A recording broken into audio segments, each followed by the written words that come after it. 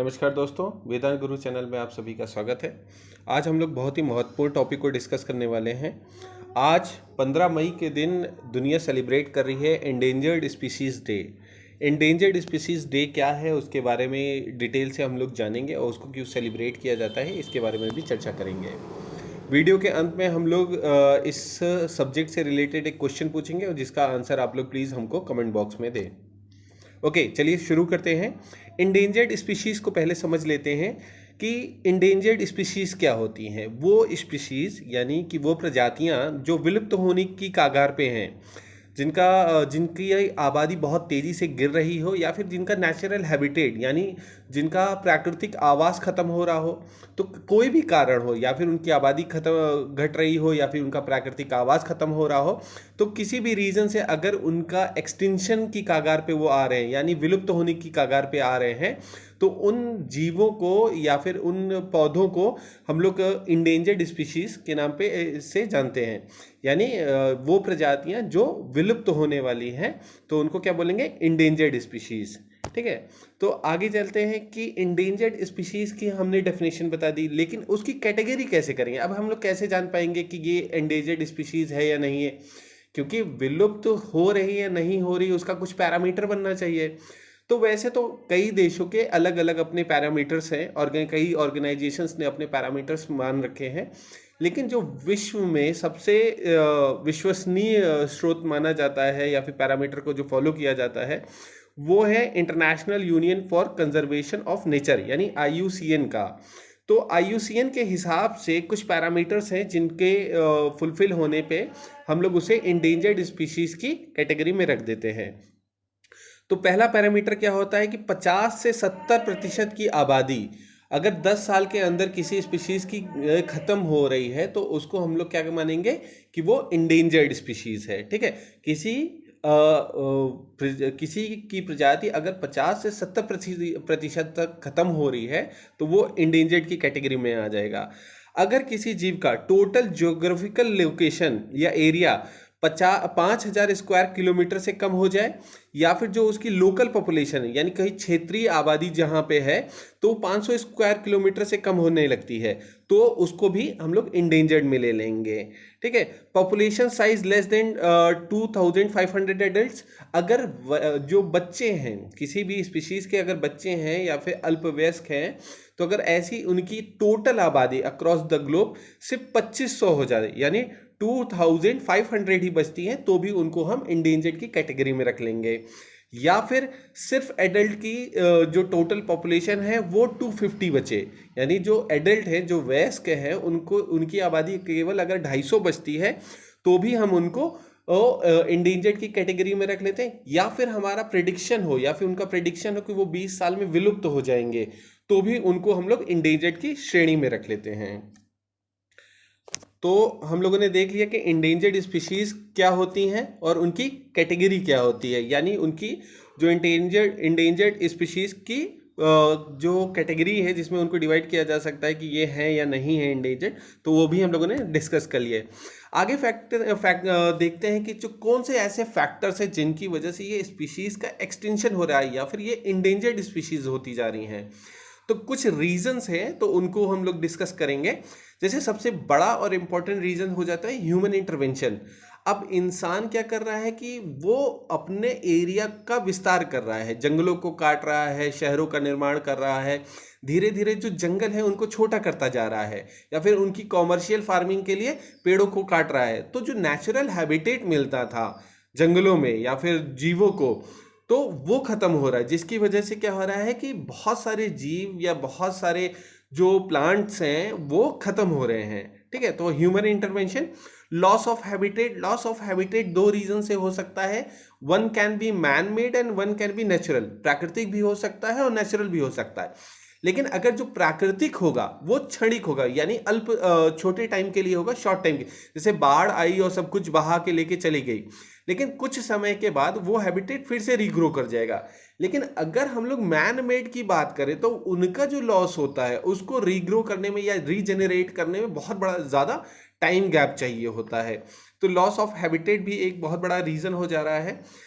Foreign species का उस जगह पे आना, जैसे हमने देखा है करंट में ये जो ऑस्ट्रेलियन कोरल रीफ्स की बात करें तो वहाँ पे फॉरेन स्पीसीज पाई जा रही हैं, जिसकी वजह से जो नेटिव कोरल रीफ थी उनकी पैदावार खत्म हो रही है, या फिर वो मर रही हैं, या फिर वो विलुप्त हो रही हैं। ठीक है। Over hunting can be a big reason, क्योंकि अत्यधिक शिकार हो रहा है, जैसे कि हिरन का, शेरों का। तो इनका शिकार किस लिए हो रहा है? कॉमर्शियल यूज के लिए, बाजारों में बेचने के लिए। तो वहाँ उनकी जो मार्केट डिमांड की वजह से प्रोचर्स क्या करते हैं, इनकी हंटिंग करते हैं और इनका शिकार करते हैं, जिसकी वजह से ये विलुप्त होने की श्रेणी पे आ जाते हैं। Then another important factor is pollution. ठीक है। तो प्रदूषण भी बहुत बड़ा एक कारण है, जैसे लैंड पोल्यूशन हो गया, एयर पोल्यूशन हो गया, वाटर पोल्यूशन हो गया। अगर नदी जल दूषित हो जाती है तो बहुत सारी मछलियों एक्सटिंक्ट हो जाती हैं, या फिर विलुप्त होने की श्रेणियों की कगार पे आ जाती हैं, या फिर वो अपने नेचुरल हैबिटेट में नहीं रह सकती हैं। अगर नहीं जिंदा रह सकती तो क्या हो जाएंगी? मर जाएंगी। और धीरे धीरे अगर सभी मर जाएंगी तो क्या हो जाएंगी? विलुप्त हो जाएंगी। इसी तरीके से अगर एयर पोल्यूशन हो रहा होगा तो वहाँ पे दिक्कतें आएंगी, लैंड पोल्यूशन में जानवरों को दिक्कतें आएंगी। तो पोल्यूशन कहीं ना कहीं डायरेक्टली और इनडायरेक्टली एक्सटिंक्शन के लिए भी रेस्पॉन्सिबल हो रहा है। डिजीज यानी कुछ ऐसी बीमारियां जो एक ऐसे फैलती हैं और पूरे के पूरे जंगलों को साफ कर देती हैं, या फिर पूरी पूरी जो जाति है, प्रजाति है, उसको साफ कर देती हैं। तो डिजीज भी एक रीजन हो सकता है। लॉस ऑफ जेनेटिक वेरिएशंस की वजह से भी जो प्राणी हैं या फिर जो जीव हैं या प्लांट्स हैं वो भी एक्सटिंक्शन की कगार पे आ जाएंगे। डिफॉरेस्टेशन, देखिए हर एक चीज इंटरलिंक्ड है। अगर कोई भी एक चीज डिस्टर्ब हो रही है तो दूसरी उससे डिस्टर्ब हो जाएगी। जैसे ह्यूमन इंटरवेंशन होगा तो डिफॉरेस्टेशन हो ही जाएगा। ठीक है। या फिर डिफॉरेस्टेशन होगा तो उसकी वजह से क्या होगा? ओवर हंटिंग या लॉस ऑफ हैबिटेट वो भी होना शुरू हो जाएगा। तो यहाँ पे डिफॉरेस्टेशन हो रहा है। तो अगर जंगलों का कटाव होता रहेगा, निरंतर होता रहेगा, तो क्या होगा? तो जो उनका प्राकृतिक आवास है जानवरों का या फिर प्लांट्स का, जहाँ पे वो पाए जाते हैं, तो वो खत्म हो जाएगा, जिसकी वजह से वो क्या हो जाएंगे? एक विलुप्त की कगार पे आके खड़े हो जाएंगे और किसी ना किसी दिन विलुप्त हो जाएंगे। ठीक है। और सबसे इंपॉर्टेंट लास्ट पॉइंट आ रहा है क्लाइमेट चेंज, यानी जलवायु परिवर्तन जो हो रहा है हमारे पृथ्वी पर, तो उसका भी बहुत बड़ा इम्पैक्ट पड़ रहा है हमारी नेचुरल हैबिटेट्स पे या फिर प्लांट और एनिमल किंगडम पे। इससे क्या हो रहा है कि जो चीज़ ऑन टाइम हो रही थी, सीजनल हो रही थी, अब वो डिस्टर्ब हो रही है नेचर के पैटर्न से। तो जब कोई चीज़ पैटर्न डिस्टर्ब होगा तो वो अपने आप में एक बदलाव लेके आएगा। अब बदलाव पॉजिटिव भी हो सकता है, नेगेटिव भी हो सकता है।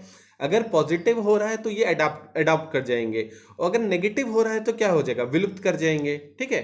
तो climate change can also be a reason for extinction of animals and plant kingdoms. चलिए, अब एक्सटिंक्शन हो रहा है, ग्लोबल वार्मिंग हो रही है, या फिर हम लोग ऑब्जर्व कर रहे हैं कि स्पीशीज खत्म हो रही है। तो ऐसा तो है नहीं कि दुनिया शांत बैठेगी या फिर हम लोग सब कुछ विलुप्त होने के लिए वेट करेंगे और कहेंगे कि नहीं, इंसान ही दुनिया में अकेले रहेगा। तो हमको क्या चाहिए कि हम लोग भी इनको बचाने की कोशिश करेंगे। तो पूरे विश्व में इनके बचाव के लिए कोई ना कोई कार्यक्रम चल रहे हैं। हर सरकार अपनी अपनी तरफ से योगदान दे रही है और अपना प्रयास कर रही है। इसी तरीके से जो भारत की सरकार है उसने भी कई सारे इनिशिएटिव्स लिए हैं, तो उनको भी हम लोग डिस्कस करेंगे और देखेंगे। तो अगर हम लोग अपने यहाँ हैबिटेट की बात करें या डाइवर्सिटी की बात करें या हॉट स्पॉट्स की बात करें, तो देखिए कितना कुछ हमारे देश में मिलता है in terms of animal kingdom and plant kingdom.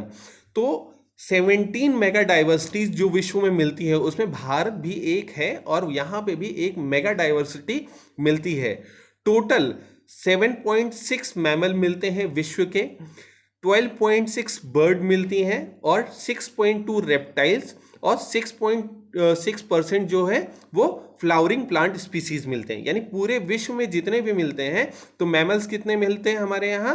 वो 7.6 है। चिड़िया कितनी मिलती हैं? 12.6।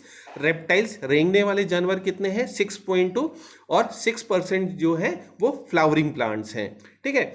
और 35 जो विश्व में 35 बायोडाइवर्सिटी हॉट स्पॉट्स है, उसमें तो 4 इंडिया में मिलते हैं। अब कौन कौन से मिलते हैं? वेस्टर्न घाट है, ईस्टर्न घाट है, इंडो बर्मा है, और निकोबार आइलैंड है जो सुंडालैंड में पड़ता है। ठीक है, तो 4 वेरी इंपॉर्टेंट हॉट स्पॉट भी अपने यहाँ मिलते हैं, इंडिया में मिलते हैं।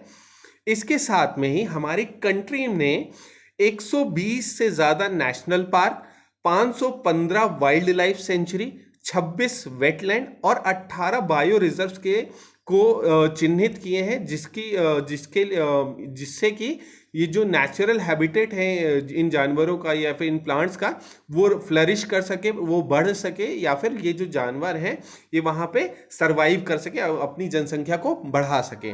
ठीक है, इसी के साथ में ही जब भारत सरकार को लगा कि नहीं, वाइल्ड लाइफ कंजर्वेशन के लिए कुछ नियम कानून भी बनाने चाहिए, तो सबसे पहला कानून वो लेके आई थी 1972 में, वाइल्ड लाइफ प्रोटेक्शन एक्ट। इसके तहत क्या किया जा रहा था, जो प्रोचर्स थे यानी जो शिकारी थे उनके ऊपर लगाम लगाई गई और शिकार को, जानवरों के शिकार को अवैध ठहराया गया और उनके लिए कानून बनाए गए। आगे अगर बात करते हैं कि कुछ इंपॉर्टेंट प्रोजेक्ट्स की जो भारत सरकार ने लिए थे वाइल्ड लाइफ प्रोटेक्शन के लिए, तो हम लोग यहाँ पे 4 प्रोजेक्ट्स को डिस्कस करेंगे। वैसे कई सारे प्रोजेक्ट्स लिए थे, लेकिन जो जो 4 मेन ज़्यादा इंपॉर्टेंट हैं, जो न्यूज़ में बार बार आते हैं, तो हम लोग उन 4 प्रोजेक्ट्स को डिस्कस करेंगे। पहला प्रोजेक्ट है प्रोजेक्ट टाइगर। प्रोजेक्ट टाइगर को 1972 में स्टार्ट किया गया था। यह ministry of environment, forest and climate change ने इसको स्टार्ट किया था, ये सोच के कि जो टाइगरों की बहुत तेजी से इनका शिकार हो रहा था उस टाइम, और इनके जो संख्या थी वो विलुप्त की श्रेणी में आ गई थी। इनकी जो टोटल पॉपुलेशन बची थी 1972 में, वो केवल 268 थी, यानी 268 शेर ही बचे थे हमारे देश में, हमारे इसमें बाघ बचे थे हमारे इंडिया में।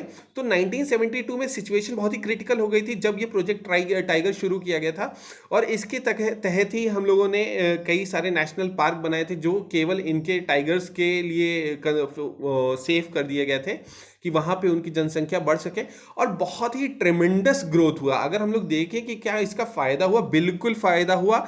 सन 1972 में जहाँ 268 टाइगर्स थे, वहीं पे 2006 में ये 1000 हो गए, और 2016 यानी सिर्फ 10 साल तक आते आते देखिए ये 2000 से भी ज़्यादा हो गए। ठीक है, तो प्रोजेक्ट टाइगर जो था वो बहुत ही सक्सेसफुल प्रोजेक्ट रहा। इसी तरीके से प्रोजेक्ट एलिफेंट शुरू किया गया था 1992 में। तो इसमें क्या था कि जो प्रोचर्स हैं यानी जो शिकारी हैं, जो इनके दांत के लिए, जो हाथी के दांतों को यूज़ किया जाता है, मार्केट में बेचा जाता था, तो उसके लिए इनका शिकार करते थे। तो फिर इन्होंने क्या किया कि इसके लिए 1992 में प्रोजेक्ट टाइगर लाया, जो कि इनकी जो एलिफेंट्स थे, एलिफेंट्स की रक्षा के लिए या फिर इनके जनसंख्या बढ़े इसके लिए इनको सेव किया जाना था। और इनके जो नेचुरल हैबिटेट्स थे यानी जो इनका प्राकृतिक जो इनका घर था, ठीक है, जो जिस वातावरण में ये रहते थे उसको भी सेव करने की मुहिम चलाई गई, जिससे कि ये फ्लरिश कर सके, इनके नंबर्स में इंक्रीज हो सके। नेक्स्ट चलते हैं UNDP turtle project. UNDP turtle project basically olive Ridley turtles के लिए स्टार्ट किया गया था। देखिए ये इमेज है ऑलिव रिडले टर्टल की। बेसिकली ये उड़ीसा के तटों पे पाए जाते हैं और बहुत बड़े मात्रा में इनका शिकार होता है या फिर इनको बेचा जाता है, अवैध स्मगलिंग की जाती है। तो इसके लिए wild life institute of India जो कि देहरादून में है, उसने 1999 में ये इस प्रोजेक्ट को शुरू किया। ठीक है, उसके बाद में जो इनकी मॉर्टेलिटी रेट थी तो इसको भी बढ़ाने के लिए इस पे जोर दिया गया। इनके जो ब्रीडिंग सेंटर्स थे, ब्रीडिंग एरियाज थे, जो नेचुरल ब्रीडिंग एरियाज था, उसको भी कंजर्व कर दिया गया। अब क्या होता है कि जैसे ये लोग अपने बच्चों को जन्म देने के लिए बहुत बड़े पैमाने पे सी बीचेस पे आ जाते हैं। तो जब ये सी बीचेस पे जब इनका सीजन होता है, ब्रीडिंग सीजन होता है, तो क्या किया जाता है कि उस पूरे एरिया को कॉर्डन कर दिया जाता है, घेराबंदी कर दी जाती है, जिससे कि कोई लोग वहाँ पे जाए ना और ये नेचुरली ब्रीड कर सके और खूब सारे बच्चों को पैदा हो जाए, जिससे कि इनके नंबर्स इंक्रीज हो जाएं। ठीक है, तो इस तरीके से ऑलिव रिडले टर्टल का प्रोजेक्ट शुरू किया है, जिससे कि इनके नंबर्स इंक्रीज कर सकें। एक लास्ट इंपॉर्टेंट प्रोजेक्ट है क्रोकोडाइल कंजर्वेशन प्रोजेक्ट। मेन उद्देश्य क्या था इसका, देखिए जो घड़ियाल है, जिसको इंग्लिश में एलिगेटर जानते हैं, घड़ियाल, और मगरमच्छ यानी मगर जिसको बोलते हैं क्रोकोडाइल, ठीक है, और सॉल्ट वाटर जो क्रोकोडाइल्स होते हैं यानी जो सॉल्ट वाटर के मगर होते हैं, इनके बचाव के लिए बड़ा जोर दिया गया था कि इनको बचाना है, तो इसीलिए क्रोकोडाइल कंजर्वेशन प्रोजेक्ट्स को स्टार्ट किया गया था। इनके नेचुरल हैबिटेट्स को भी बचाने की बात कही जा रही थी, और इनकी जो ब्रीडिंग है उसको भी इम्प्रूव करने के उनको इम्प्रूव किया गया था। और काफ़ी नंबर में देखा गया था कि जो इसके बाद में जब इनका कंजर्वेशन स्टार्ट हुआ तो इनके जो संख्या थी वो बहुत तेज़ी से बढ़ी थी। तो देखिए, कहीं ना कहीं दो चीज़ें बहुत सामने आ रही हैं कि जनसंख्या तो बढ़ानी है, साथ में इन जानवरों का या फिर जो नेचुरल हैबिटेट होता है इनका, या फिर जो प्राकृतिक आवास है उसको भी कंजर्व करना है। ठीक है, तो केवल ये नहीं है कि सिर्फ जानवर ही जिंदा रहे, तो जानवर का जो इन्वायरमेंट है, जो नेचुरल इन्वायरमेंट है जिसमें वो जिंदा रहने की कोशिश करते हैं या सर्वाइवल रेट ज़्यादा रहता है, तो उसको भी कंजर्व कर रही है गवर्नमेंट। ठीक है, steps taken by the government. अब कुछ स्टेप्स जो गवर्नमेंट ने इसके अपार्ट देखे थे, हम लोगों ने कुछ प्रोजेक्ट शुरू किए थे, इसके अलावा भी कुछ गवर्नमेंट ने प्रोजेक्ट्स अपने किए थे। तो हम देखते हैं कि वन बाय वन की वो कौन कौन सी चीज़ें थी जो गवर्नमेंट ने, इंडियन गवर्नमेंट ने स्टार्ट की थी। तो चलिए शुरू करते हैं, देखते हैं। 1972 में वाइल्ड लाइफ प्रोटेक्शन एक्ट आ गया था। हम लोगों ने पहले ही डिस्कस कर लिया था स्टार्टिंग में, तो कि वाइल्ड लाइफ प्रोटेक्शन एक्ट आया था जो अवैध शिकार थे या फिर इनके ऊपर कानून बन गया था। इसके बाद में ही वेटलैंड कंजर्वेशन एक्ट भी आ गया था 2010 में, इसके ऊपर कई सारे अमेंडमेंट्स भी हुए थे। तो जो वेटलैंड्स हैं तो उनके कंजर्वेशन के लिए भी बात हुई थी। Wild life crime control bureau की स्थापना की गई थी। इससे क्या हुआ था कि जो शिकारी थे या फिर जो इलीगल ट्रेडिंग हो रही थी या फिर जो जानवरों को बेचा खरीद फरोख्त हो रही थी उसके ऊपर भी लगाम लगाई जा रही थी। कई सारे रिसर्च इंस्टीट्यूट्स भी खोले गए थे या फिर उनको प्रमोट किया गया था कि हम लोग जान सकें या उनके ऊपर स्टडी कर सकें कि उनकी नेचुरल ब्रीडिंग को कैसे प्रमोट किया जा सकता है, या फिर जो उनका नेचुरल हैबिटेट है या फिर प्राकृतिक आवास है उनको किस तरीके कंजर्व किया जा सकता है। तो जैसे एग्जाम्पल ले लेते हैं तो wild life institute of India, Bombay natural history society और सलीम अली सेंटर, तो ऐसे कुछ इंस्टीट्यूट्स हैं जो खोले गए थे कंजर्वेशन के पर्पज से के लिए। उसके बाद में गवर्नमेंट ने जो वाइल्ड लाइफ हैबिटेट स्कीम शुरू की थी for the restocking of endangered species. ठीक है, तो जो इंडेंजर्ड स्पीशीज थी उनकी जनसंख्या को फिर से बढ़ाने के लिए इस प्रोजेक्ट को शुरू किया गया था। कई सारे स्टेट गवर्नमेंट्स ने अपनी तरफ से भी प्रयास किए थे, जैसे कि उन्होंने जो उनके एरियाज में नेशनल पार्क पड़ते हैं या फिर सेंचुरीज पड़ती हैं, तो उसमें क्या किया था उन्होंने कि पेट्रोलिंग को बढ़ा दिया था। ठीक है, पेट्रोलिंग को बढ़ा दिया था, ये फिर या फिर सेफ्टी में मेजर्स को इंक्रीज कर दिया था, कुछ नए गैजेट्स का यूज़ कर लिया गया था, टेक्नोलॉजी का यूज़ करना स्टार्ट कर दिया गया था।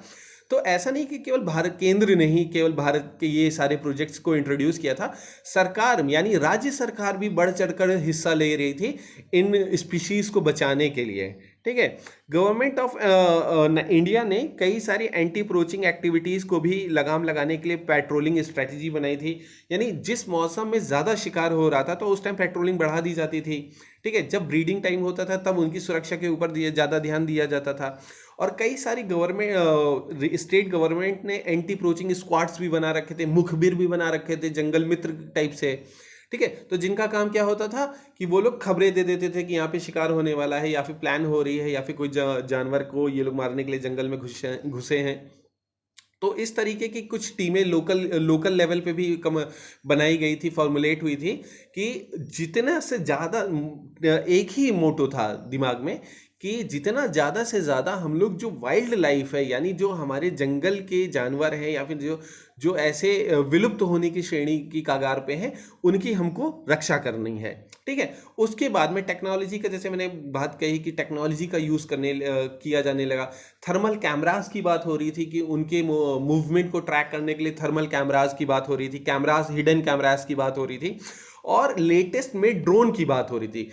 तो ड्रोन को भी यूज़ किया जा रहा था कि काउंटिंग ऑफ टाइगर्स के लिए या फिर किसी की जानवर के ऊपर नज़र रखने के लिए, या जंगल के पूरे एरिया को, किसी एरिया को हमको देखना है तो 20 किलोमीटर के या 10 किलोमीटर के एरिया को तो संभव नहीं है बहुत कम टाइम में मॉनिटर करना, लेकिन ड्रोन टेक्नोलॉजी की वजह से या फिर ड्रोन की हेल्प से हम लोग उस चीज़ों को बहुत कम टाइम में देख लेते हैं, मॉनिटर कर लेते हैं। यानी ई सर्विलेंस को हमने बढ़ावा दिया है।